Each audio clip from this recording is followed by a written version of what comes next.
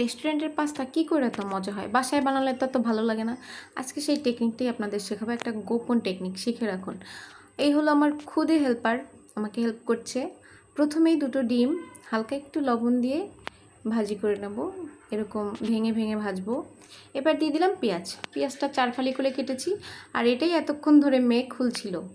আর তারপরে দিয়ে দিলাম বরবটি, আলু আর গাজর, সামান্য লবণ দিয়ে এটা ভাজবো।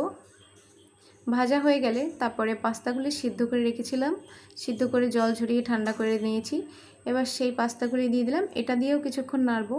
এবার স্বাদ মতো লবণ দিয়ে দিলাম, আর যে ডিম ভাজি করে রেখেছিলাম সেটা দিয়ে দিলাম, আর যে পাস্তার মধ্যে মশলা ছিল সেটা দিয়ে দিলাম। ব্যাস কিছুক্ষণ নেড়ে চেড়ে এইবার দেখুন ম্যাজিক। কী করব, এই যে পপার্স চিপস নিয়েছি 2 প্যাকেট। ভাবছেন চিপস দিয়ে কী করব, দেখতে থাকুন। পাস্তাটা ভালো করে ভাজা হয়ে গেলে নামিয়ে নেব, আর সেই কড়াইয়ের মধ্যে দিয়ে দিলাম চিপস। 2 প্যাকেট চিপস পুরোটাই দিয়ে দিলাম। এবার সামান্য জল দিয়ে এটাকে গলিয়ে নেব। অল্প অল্প জল দিলে এমনিতেই গলে যায়, এই যে গলে গেছে। এবার সেই ভাজা পাস্তাগুলি দিয়ে দিলাম। এখন সব কিছু একত্রে মিশিয়ে নেব। মেশানো হয়ে গেলে এবার দিয়ে দিলাম সয়া সস আর টমেটো সস। এবার আবারও কিছুক্ষণ নেড়েচেড়ে মিশিয়ে নামিয়ে পরিবেশন করে নেব। এভাবে একবার বানিয়ে খেয়ে দেখবেন, একদম রেস্টুরেন্টের মতো খেতে হয়। পাস্তা তো কম বেশি সবাই বানাতে পারে, কিন্তু এই রেসিপিটা ফলো করে একবার বানিয়ে খেয়ে দেখবেন, অসাধারণ টেস্ট হয় খেতে।